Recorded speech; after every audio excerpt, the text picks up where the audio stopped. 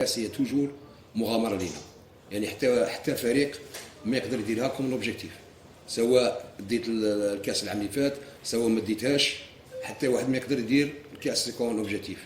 مي كما قلت حنا لازم نتفرغوا ماتنون لوبجيكتيف برينسيبال ولا الهدف الاول تاع الفريق هذا هو كون فا سوفي ليكيب ان شاء الله. كما قلت ما راناش موضوعيه مريحه، خاصه عندنا تنقلين يعني صعاب يعني ضد مولودية العاصمه وفاق سطيف.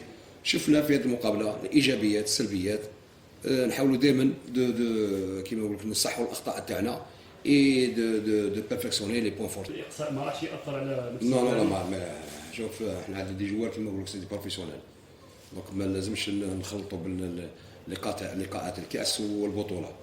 انا كيما قلت اللاعبين عندنا برضو عندنا مقابله تاع الكاس فو سو كونسونطري في المقابله تاع الكاس، دونك ما كانش حد معنا ولا ما كانتش كاتبتنا في الكاس. احنا جينا يعني عارفين انا ديجا هضرت مع اللاعبين تاعنا قلنا هذا الكاس سيتي نافونتير، احنا ماذا بينا نروحوا ابعد يعني دور ممكن، ولكن نقول باللي من الاقصاء تاعنا ما غاديش ياثر علينا على المقابلات اللي جايه، لان جينا من الهدف تاعنا هو الهدف الاول تاعنا هو البطوله.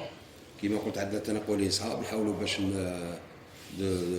دو موبيليزي لو جروب تاعنا دو سو كونسونطري اونيكمون في لي ماتش، ولو هما مقابلات يعني صعاب خاصه خارج الديار. تلعب مع دي دو زيكيب لبسيه اللي راها في يعني متصدر البطوله وراح يحاول باش عنده فريق يعني في المستوى، حتى سطيف يحاول باش يلعب البوديوم.